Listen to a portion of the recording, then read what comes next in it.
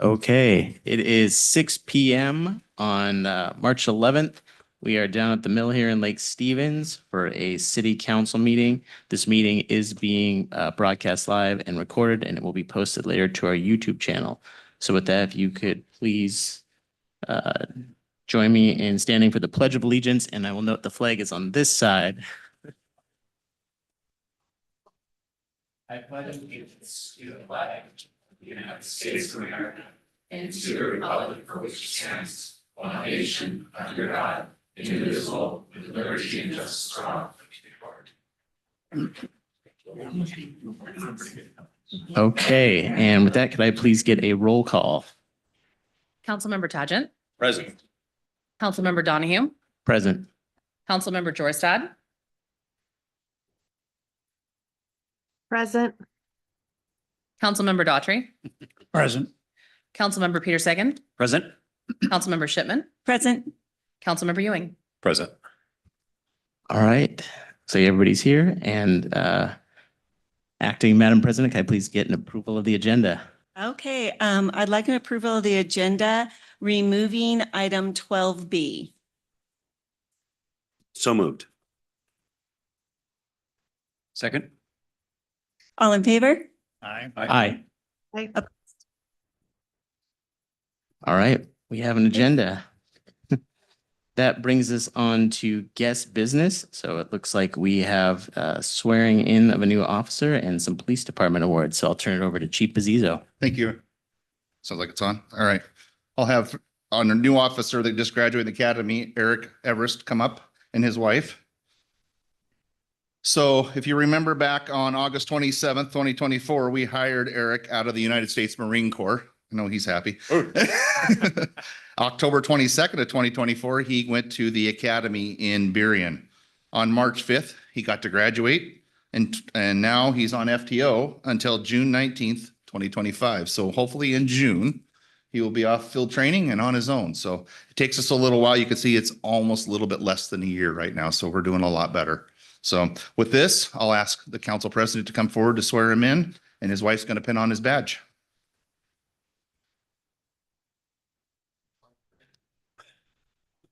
Wait, pin on the badge. Yeah, yep. Stab him.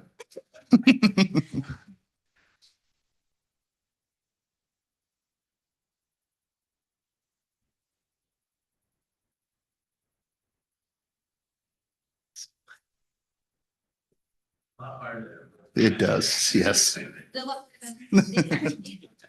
right, you were the first officer I had the pleasure of swearing in, so it'll be our first time here. Okay, please raise your right hand, repeat after me. I, Eric Everest, I, Eric Everest, do solemnly swear or affirm do solemnly swear or affirm that I will support and defend the Constitution that I will support and defend the Constitution and laws of the United States and the state of Washington, and laws of the United States and the state of Washington, the ordinances of the city of Lake Stevens, the ordinance of the city of Lake Stevens, and the mission and regulations of the Lake Stevens Police Department, and the missions and regulations of the Lake Stevens Police Department, and that I will faithfully and impartially and I will faithfully and impartially perform and discharge the duties of a Lake Stevens police officer perform and discharge the duties of a Lake Stevens police officer, according to law and to the best of my ability. according to law and to the best of my ability. Congratulations. Congratulations. Go ahead and walk the dog.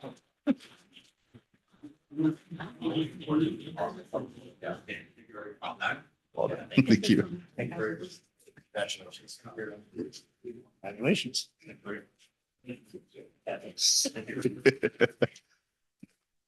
Congratulations, Eric. Well done. All right, now it looks like we have some awards. All right. So council, city administrator, fellow department heads and community members, welcome. Thank you for this opportunity to recognize and acknowledge the dedication and professionalism of our police department staff. I know our time is tight tonight, so I'll make this quick. First, I have an honor to have Sheriff Susie Johnson and her staff here tonight, as we also recognize one of her deputies. Thank you, Sheriff, for your team's professionalism, partnership, and support. Thank you. First, the Lake Stevens Police Department is dedicated to serving our community and has continued to answer the call when dealing with the individuals at the worst moment and also protecting the most vulnerable. Next week, we will review our department's 2024 annual report, giving you the overall view of our department's work last year. But tonight, let's start as we recognize some great staff and one remarkable deputy. I will start with our Officer of the Year, Corporal Chris Lyons. Come forward, Chris.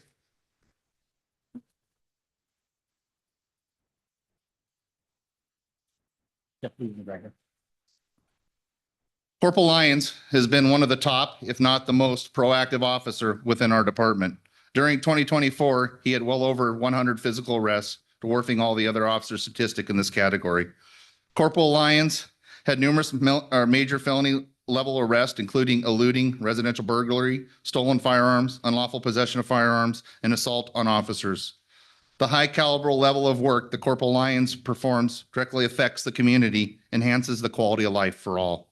In 2024, Corporal Lyons was selected as a corporal and has made a successful jump to the supervisory duties. During his transition, he has excelled and is a large asset to have on his crew for delegation as well as mentorship to his crew. Corporal Lyons has always been an asset to this department, even though he tries to avoid me, this community, and this city as a whole. Congratulations, Chris. Watch out.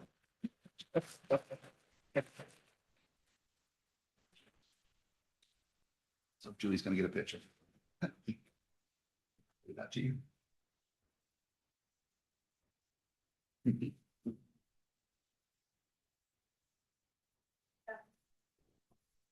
Appreciate it. Thank you, sir.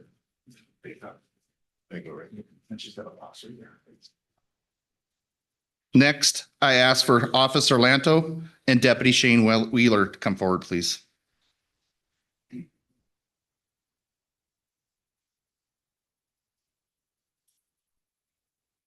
Thank you, sir.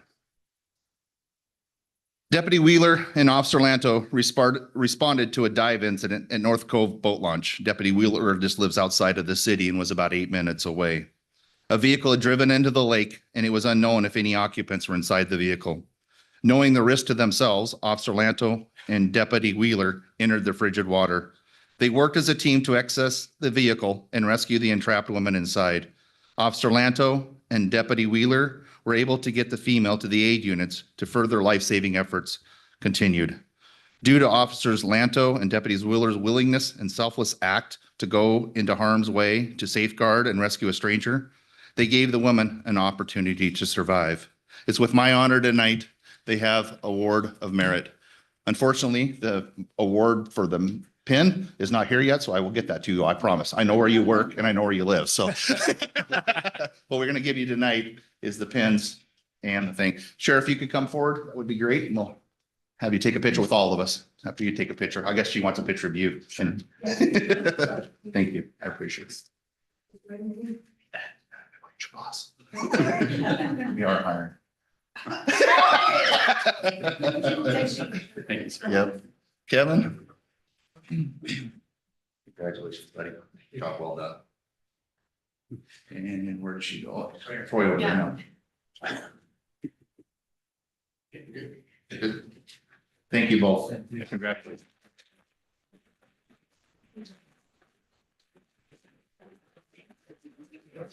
Can I have Administrative Manager Julie Hubert and Jessica, our administrative assistant, come forward as she's handing out the awards. Administrative Manager Julie Hubert and Administrative Assistant Jessica Jessica Dreyer were instrumental in the successful kickoff and citywide acceptance of the SharePoint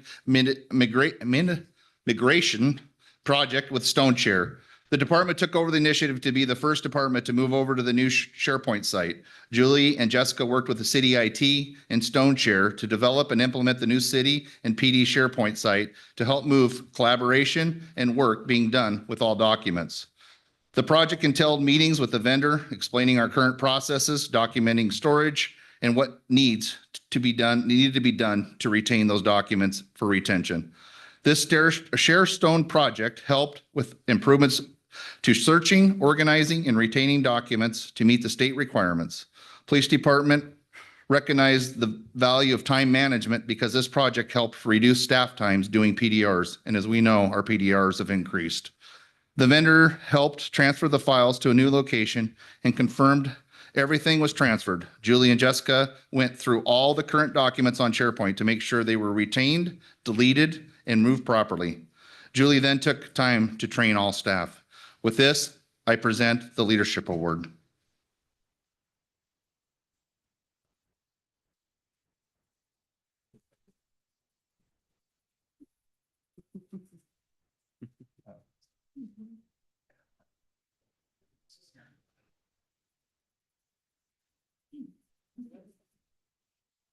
And Jessica.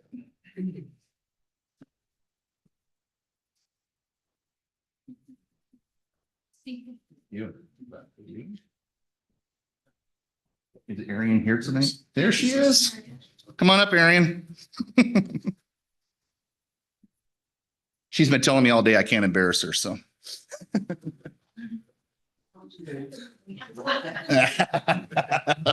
Too late. Arian, our record supervisor, is an incredible and valued, respected member of LSPD.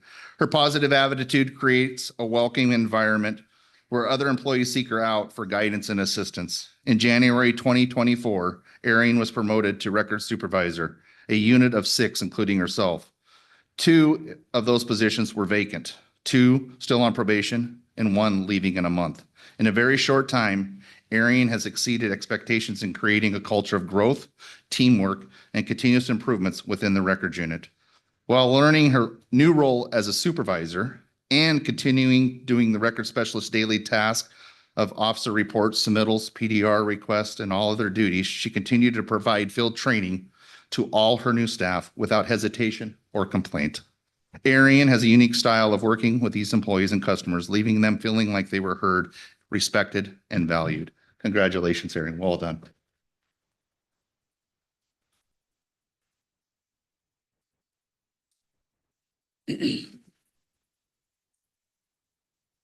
Thank you.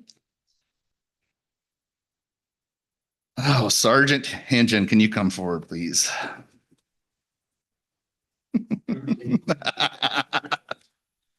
We have no fun at the police department.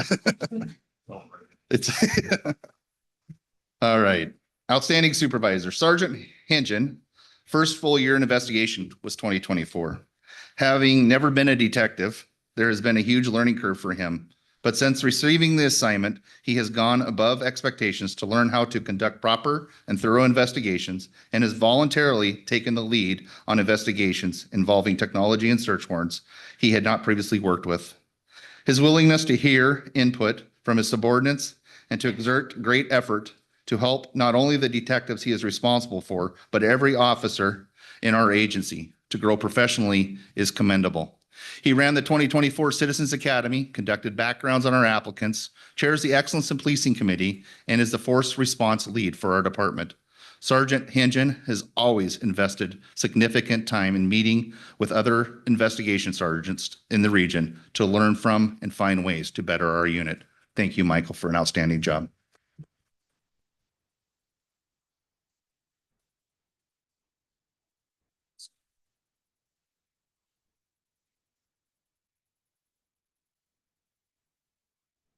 Thank you. Volunteer Katie Brown. She's going to get embarrassed tonight because the first day I showed up here, I was driving in the city hall parking lot with Chief Dyer going to show me the city hall. And as we pull into the parking lot, we feel a bump on the back of our patrol car. We're like looking over and his van had just backed into us. Getting out of the van, she gets out thinking she has to call the police department, but the police department already showed up. It was my first day. And then your poor chief got promoted in August of 21, and she comes into my room because I'm the technology guy. She asked me about the phone, and her phone dials 911 by accident. She has to tell 911 her location, which she says, I'm in the Lake Stevens Police Chief's office right now. So we had to work through that technology. So Candy has been great. Candy's been volunteering with our department since 2002, 23 years. She is the most consistent volunteer throughout her tenure. We can always count on her to come when scheduled, and always whenever we call to help outside of her regular voluntary schedule. When she is here, she handles the task she was requested to complete and without fail offers to help with anything else we can come up with. Her smile and good nature attitude is inspirational as we are committed, or her commitment to our service. She is not a resident of Lake Stevens, but she still helps out the Lake Stevens Police Department. Candy, thank you for a wonderful 23 years.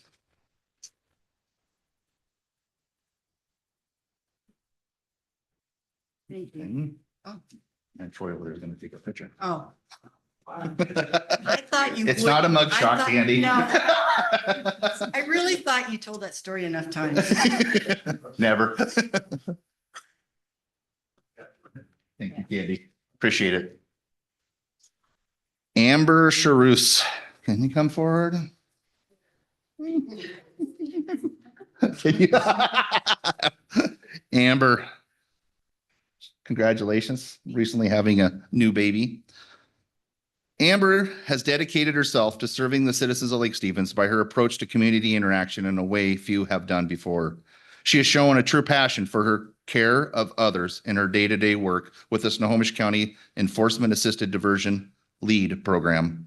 Amber has been an integral part of the LEAD program, actively involved in the program development and training. As described by the program director, Amber is quite but powerful leader who loves her job, supports her community, and deeply cares about the well-being of those around her. I actually was on a call with her where we had a gentleman down on 8th Street that had been there all night. She went and offered him up coffee out of her own pocket to make sure he was taken care of because he'd been out there all night. She has a compassionate heart for those that need to be served. Tonight, I get to congratulate her on a certificate of commendation. Amber, thank you for coming.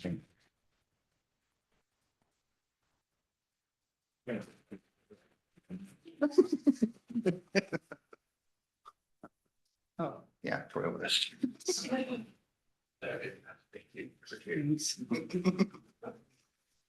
Kristen here tonight? So the next two aren't here. I have one that's Phil Bassett. He's out of town at a wellness conference in Anaheim. Detective Corporal Kristen Parnell and Detective Bassett. Detective Parnell has been essential in peace in public education over the past 12 months. Her and along with her partner, Detective Bassett, took the training that they received and created an educational public workshop regarding protecting your children. Detective Parnell has collaborated with other law enforcement and advocacy groups to deliver this content to a substantial number of citizens, both in and out of the city. She has also been able to bring forth the powerful truth from a survivor whose others can learn from her words. These presentations then expanded to the news coverage where both detectives were recognized for bringing forward a conversation that is difficult to talk about, but much needed.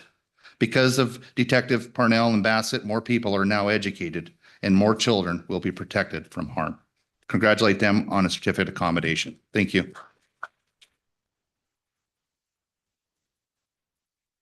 So in closing, I want to thank you all for continued support of our police department.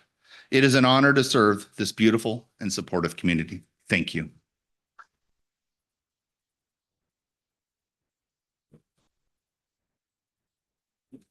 Just want to say thank you, Chief, and thank you to everyone attending. It's always great to see the members of our law enforcement community getting recognized for their hard work. So let's see, give everyone a minute to clear out here.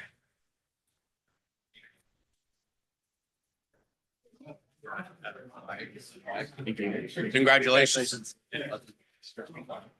Julie, good to see you.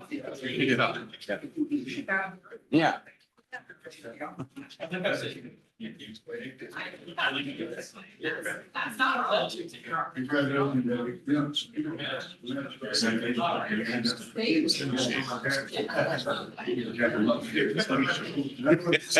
It almost feels like the meeting should be over now.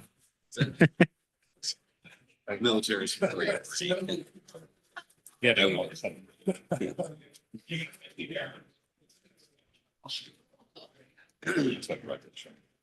Well, Caitlin, as long as you're up, do we have any green sheets back there?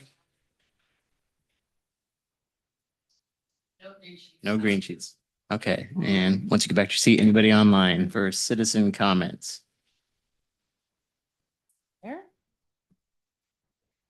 Anyone that's in the lobby, the digital lobby that would like to speak with council, go ahead and raise your hand and I'll bring you in. I don't see any hands raised.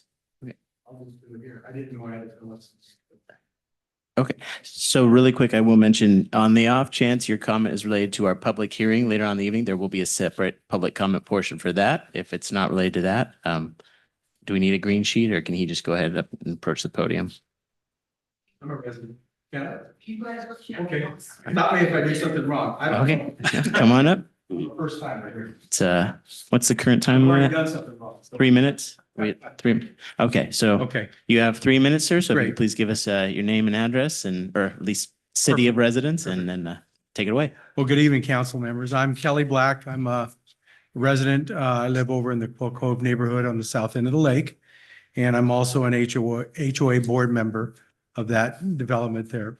I'm here on behalf of our homeowners that are in our neighborhood and those that live above us too in a separate newer development right above us. There's about 80, 85, 86 homes, something like that in that combination.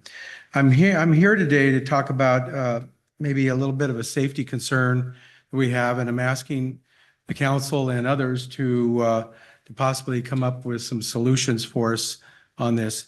It has to do with the school bus stop that is on the corner, northeast corner of 113th Avenue Southeast and South Lake Stevens Road. It's a pretty busy one. We have a whole bunch of kids at various times of the day coming through. What's come to our attention is that we have, because of our steeper hill, if you're familiar with the area, we have a fairly steep hill. Several of the kids of all ages get driven down by their parents, and the parents park at the bottom of the hill. Understood. It's occasionally they block a driveway. Okay, that happens. What our concern is actually what happens when the kids exit the cars and when they go to the bus stop or when they're reboarding the cars at that point. What we're finding is we're finding that the parents are crowding the 113th, number one, kind of pushing down to it. The other is they're making U-turns back up the hill, right there at the base of the hill. And what we're finding is that kids are dodging cars there quite a bit.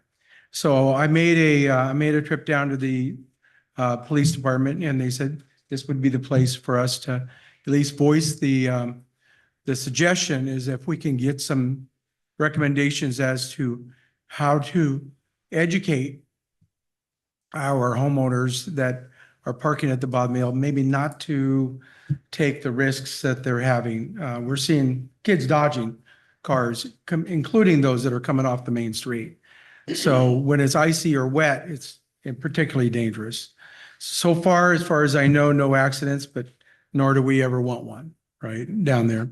So one suggestion that I had ahead of time would be possibly have one of the officers there at a peak time, observe, and then maybe make some recommendations to homeowners that are parked at the bottom there.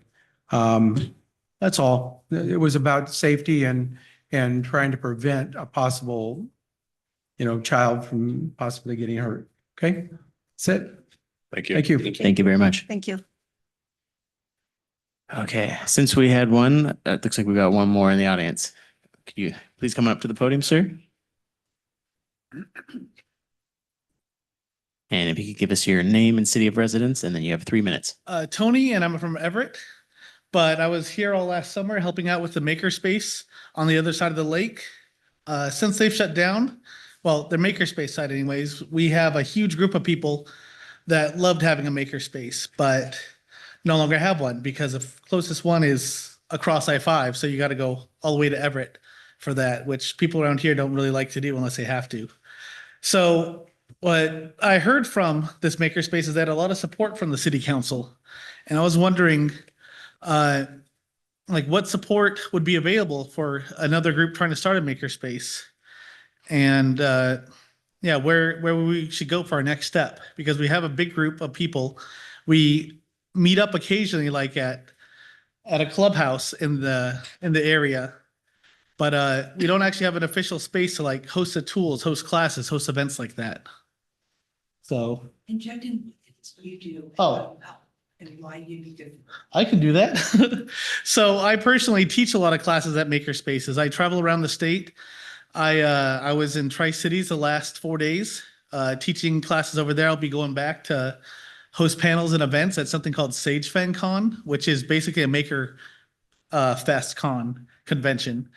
And Seattle the week before, helping out at their makerspace. I'll be going to Northland Makers, also in Seattle. So I travel from makerspace to makerspace, running classes, helping them get exposure, helping people learn about what a makerspace is and that they exist in their area. So, I'll put one for 10 years. I was on board. oh yeah. Yeah, I'm currently on the board of one. So he's really good Yeah. for this stuff. It's- So yeah, I'm looking for, we're looking for next steps on to try to make something around this area again. Yeah. I think that's it. And I was hoping to talk to somebody afterwards or a few people, whatever's available. Thank you. So I will also mention during the public comment portion, we don't respond. It's your opportunity to Yes. speak. But if you're looking to stick around afterwards, I won't speak for anyone in particular, but I'd be happy to talk to you after the meeting, and I'd leave the rest to. I'd love that. I'll be sticking around. Okay, thank you very Thank you, much. guys. Council President, Yes. our Parks Director just messaged me and said she'd love to get his contact information to make those connections. Okay, So. yeah, then if I could, Okay. is there anything she could, do we have any paper that you could write on? That. I'll be Perfect. Caitlin will get your contact information. Perfect. I like it. Okay, anybody else in the audience? Going once, going twice? Okay, I'll go ahead and move on to council business. So, Acting Madam President. Okay, so let's start with Councilmember Tajik. I don't have any council business tonight. Thank you. Councilmember Ewing, Nothing. Councilmember Daughtry. I have nothing tonight. Wow. Councilmember Peter Shaggett. Mixing it up. Yes, attended the historical meeting or board directors meeting last Wednesday. They are anxiously looking forward to the new museum. We're kind of getting down to the, I think we're in structural design and so forth on the building that's back over here. And they are, I've applied for one grant with Snohomish County. They're waiting for that. But when the design is finalized, they're going to embark on a fundraising campaign.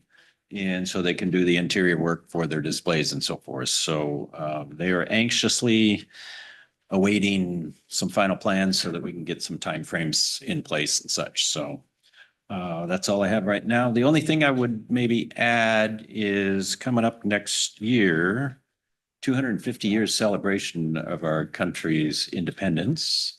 And just wondering if we have anything on the horizon coming down from state celebration, county celebration, city celebration, things of that sort. So just wondering.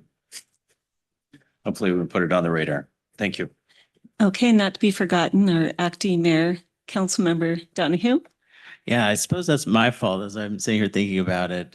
Staff's going to refer to me as council president. I guess I should just continue to say vice president. So, yeah, last week I attended the planning commission meeting. The major item on that agenda was actually a 2025 comprehensive plan docket ratification, very similar to what we're going to experience tonight.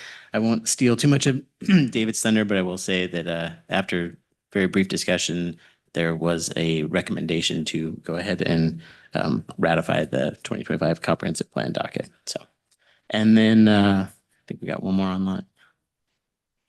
Councilmember Georgestad, do you have anything to add? Thank you. Nothing for me tonight. Okay, and thank you.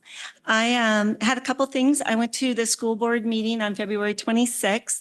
I was a little under the weather. I had a cough and I didn't really think anyone wanted me sitting next to them coughing. So I utilized their Zoom option, which if you're at home and you'd like to find out what's going on at board meetings, it's live just like our meetings are here and then later uploaded to YouTube. So if something comes up, you're not going to make it on time. That's a great option.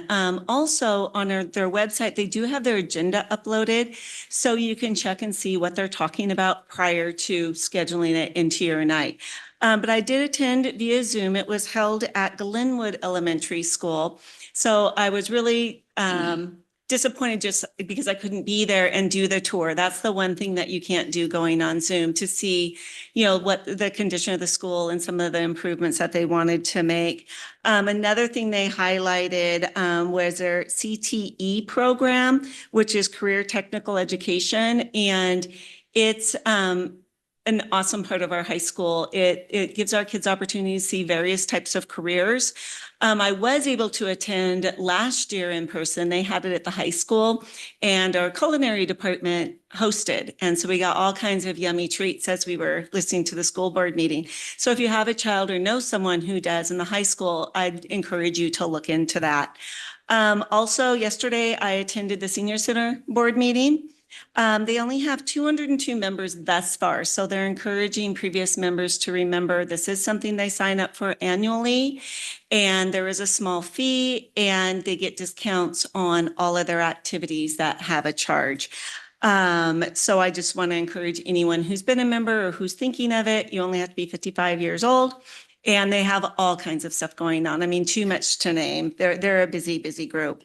This year for their biggest fundraiser is always bingo.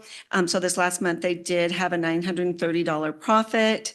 The year in profit so far this year is $7,871. So bingo is definitely a popular thing. And I want to encourage you all, evidently their jackpot has grown to 300. So if anyone wants to play bingo, now's the time. And that's all I have. All right, thank you. So it is my understanding there's obviously no mayor's business tonight and no city department reports. So that moves us on to the consent agenda. So if there are no changes, could I please get a motion to approve the consent agenda? So moved. Second. Okay, I have a motion and a second. Any discussion on the motion? Hearing none, all those in favor? Aye. Any opposed? All right. That brings us on to item 11, our public hearing. And the subject of tonight's public hearing is the 2025 Comprehensive Plan docket ratification. And with that, I will turn it over to Principal Planner David Levitan.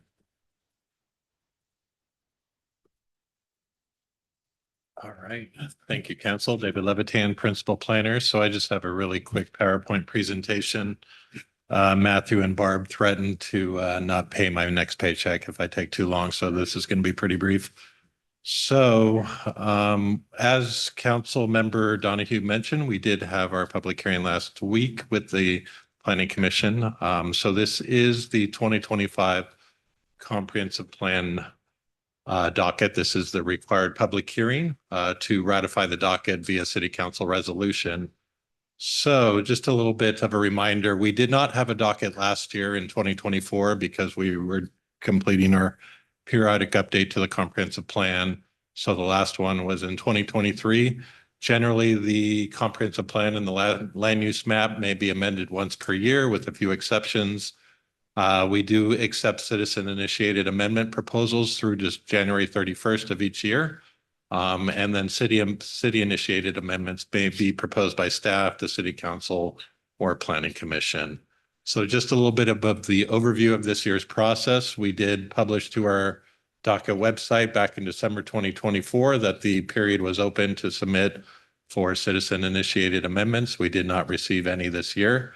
Docket items were introduced to the planning commission at their February 19th work session. We have completed an analysis for compliance with the ratification criteria, which are included in Chapter 1, the introduction to the recently updated comprehensive plan.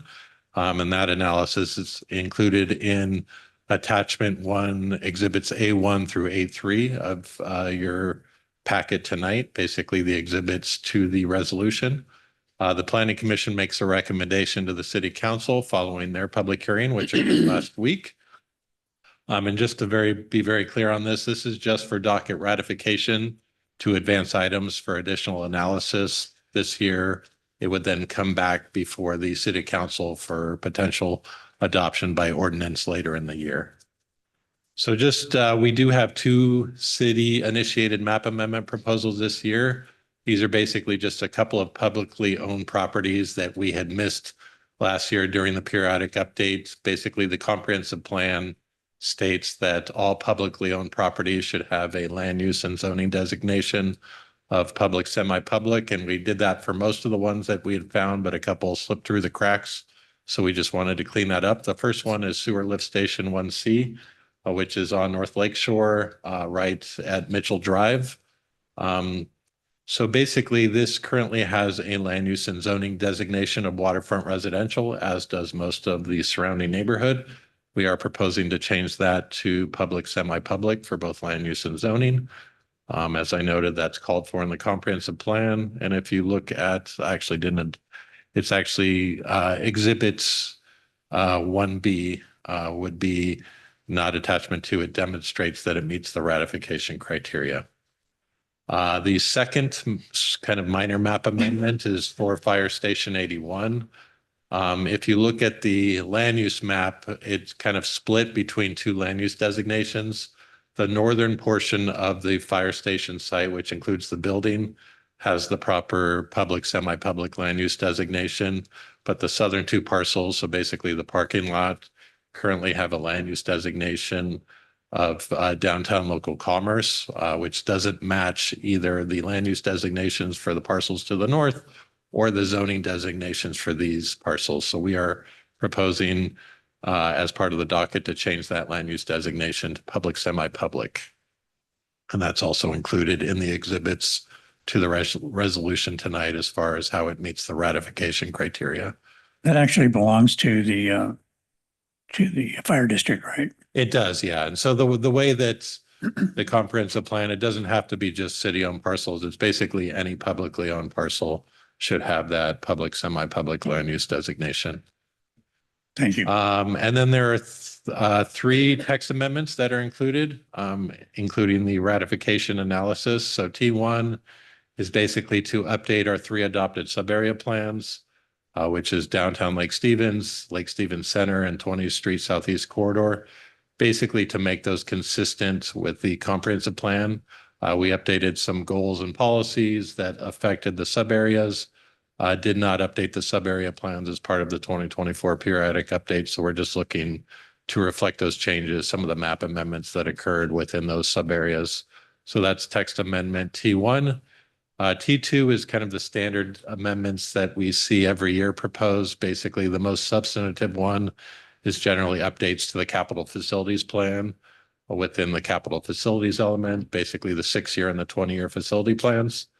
And then other kind of standard administrative updates, table of contents, any needed changes to the introduction to reflect updated demographics. We don't anticipate a whole lot of changes because we just did a pretty wholesale update as part of the periodic update in 2024, but there will likely be some minor updates. And then T3 is to update the parks element to basically reflect the adoption of the Parks, Recreation, and Open Space Plan, which is being spearheaded by the Parks Department this year. Basically, the PROS plan needs to be updated by December of 2025 so that the city stays compliant and eligible for grant funding through the state. And so we will then be updating the parks element to reflect the updated PROS plan, make sure that it meets both RCO as well as Growth Management Act requirements. And so we'll be working closely with the Parks Department on the development of the PROS plan and then with the Planning Commission to incorporate those changes into the parks element. And so per attachment 1, exhibit 1A1, all 3 text amendments are consistent with the ratification criteria. So as far as the required public notice and a little bit on the Planning Commission recommendation, adequate and required public notice was provided for the Planning Commission and City Council public hearings. We have not received any written comments in advance of either public hearing. No oral testimony was provided at the March 5th Planning Commission public hearing. The Planning Commission did hold their hearing last week. They had a brief discussion and then unanimously recommended approval that the City Council approve ratification of the 2025 docket. The docket is categorically exempt from the State Environmental Policy Act. And so there will be an opportunity for any members of the public to comment on the docket this evening. And following that, Planning Commission has recommended that the city council adopt the docket via resolution 2025-0002. And then as previously mentioned, docketed items will undergo further analysis before coming back for adoption by ordinance later in the year. And with that, I'm happy to answer any questions. Any questions for David?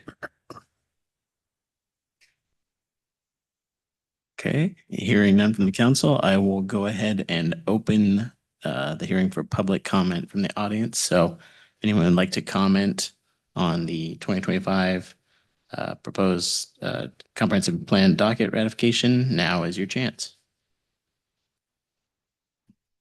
Okay. Having no takers there, we'll go ahead and close the public comment portion of the hearing. Any further comment from staff? I do not. Oh, do we have anyone online? I'm just going to double check if that's all Okay, right. thank you. Anyone in our online audience, if you'd like to comment on this public hearing, please raise your digital hand and I'll bring you in. See no hands raised. Okay, good. I don't have to reopen the Yeah. public comment portion. Okay. And I'm assuming still no questions from council. Any deliberation? Okay, I will go ahead and close the public hearing. And David, if I understand correctly, you were looking for adoption of resolution 2025-0002 in our packet. Is that correct? That is correct. I move to approve resolution number 2025-002. Second. Okay, I have a motion and a second. Any discussion on the motion? Okay, all those in favor? Aye. Any opposed? Okay, motion passes. Thank you. All right. That brings us to our action items for this evening. The first one being the gambling tax penalty waiver request. I'll turn it over to Barb. Thank you. Appreciate that. Thank you for having us. As you know, I'm Barb Stevens. I'm the finance director. I brought with me tonight Matthew Heist. He is our finance manager. He did the majority of the work on this subject, so I wanted to bring him along in case you had any specific questions. So tonight we're bringing forward a request to waive penalties related to gambling taxes. In January, we were contacted by a company regarding their gambling tax. The company was unaware the gambling activities they participated in were within the city limits. And so they called to self-report their error. The business was registered in Snohomish County and not in the city. And so they were paying the county and not the city. So they have since corrected their registration and paid the taxes from January or from 2021 through 2024. And have requested that the penalties be waived. The interest penalty on the late taxes from 2022 to 2024 is $201. There are some limitations on how far back we are able to go to recover money, and it is actually 3 years in arrears. So they paid us from 21 to 2024, but if we were to request interest penalties, we could only ask from 2022 to 2024. So that amount for that period of time is $201. So since the company was not listed in our taxpayers, we were prompted to complete a complete review of all the gambling tax collections. Just a bit of background, the gambling taxes are imposed on the net proceeds of gambling activities. Most of those in our city are pull tabs. And just something to note, there are exemptions made for bona fide charitable activities. I know council member mentioned the raffle going on with the senior center. Yes, that is exempt from gambling tax. So nonprofits are exempt. So each year we go through and we download a report from the State Gambling Commission, and that lists the taxpayers within the city limits. And since that company was not actually listed, we went through and we did the audit. Each quarter we send out tax forms to be completed by the taxpayers and returned with the payment. So through this internal audit, we found that the form that was being sent to the taxpayers incorrectly listed the rate for the pull tabs as 3% rather than 5%. And we also found some missing returns as well. So like I mentioned, there's a limitation on how far back we can go. So the first table in the staff report shows the businesses that use the incorrect form and the amount of the tax due, and then the interest due as well. The second table shows that the missing or unfiled returns. I'm sorry, I don't have this up on the screen. It is in the the staff report. But we did find that there was one business that was sold in the past few years, and the new owner hasn't actually filed during that period. So based on our internal audit and the findings, especially the incorrect form, we are asking that council approve the waiving the gambling tax interest for the NEN, which is the original business owner that reached out to us, of the $201, and then the additional 5 companies who completed and paid taxes on time in the amount of $8,335, but used the wrong form. They completed the form based on what we sent them. So we have since corrected the form. We'll send out notifications requesting the back taxes be paid. And from the 22 to 2024 period. And then we do intend to charge interest to those businesses who didn't submit their tax returns or didn't self-report that. And then if those businesses request a waiver, then those will be brought back to council for that request specifically. So I know one of the things that we talked about last year, council has approved us a senior accountant this year. One of the things on that work plan and that job description is doing internal review, internal audits. And this is one of the things that they will be doing is looking at all of our revenue sources, as we have not had the opportunity to do that. We have basically been running on a reactionary basis versus proactive. So it is good that we found this. I always say when we can find these things, we dig in as far as we can. And Matthew has done that. He shook the money tree. He found some additional things that we were not collecting, and we will be going out for those and correcting the issue. So we do ask council that we waive the interest and penalties based on our mistake. And then we will go and request the penalties and interest for those that did not file. So those might come back to you for a request for waiver. So Barb, tonight, are you just looking for a simple motion to approve the waiver request? Yes. Okay. Any questions for Barb? Do we not just, do we not get externally audited for this with the state audit? No. No, it's not. It is a subject of audit, but it's not something that they look at. They don't look to make sure that it's a risk for us to not receive funding that we should be receiving, but it's not something that they've ever actually looked at. It's not a high risk area. But we would like to finish our audits of these things and make sure that we can get the funding that we're due. Any other questions? And I will say that none of the others have requested a waiver. Council does have the option to wait for them to ask for a waiver. I just feel that they likely will, and this would be a goodwill for us to say, yes, we sent you the wrong form. We have corrected the form. And you've reached out to everyone involved, and you've had how many people request a waiver? We have not reached out to any of those involved. We wanted to bring it to council first to get your input and let you know about the issue before we go to the rest of the taxpayers. We had one come to us, and that is what spurred the review. But you've reviewed all others, is that correct? Yes. Okay. Yes. We don't have that many in the city. There's 7. There's only 7 who participate in gambling activities in the city. And as I said, most of those are pull tabs. And of those, they paid the interest that was on the form they were given. Yes. So they're not in the rears when it comes to paying taxes. They just paid the amount that was printed that was inaccurate. They are in arrears on that additional 2%. So we are going to go and back to request that additional 2%. We're just asking to waive the interest on that additional 2%. As I mentioned, there are a few that did have some missing returns, and we will request interest on those. And then there, as I mentioned, there's at least one who didn't file any returns, and we will be requesting interest on that one as well. Thank you. So I'd move to approve the waiver of interest penalties to National Entertainment Network and the additional 5 businesses who submitted payments based on the rate listed on the city tax forms. Okay, I have a motion. A motion and a second. Any discussion on the motion? Hearing none? No? Okay, hearing none. All those in favor? Aye. Aye. Any opposed? Okay, motion passes. Thank you, council. I really appreciate that and appreciate the additional resources you've provided us for this year as well. All right, thank you, Barb.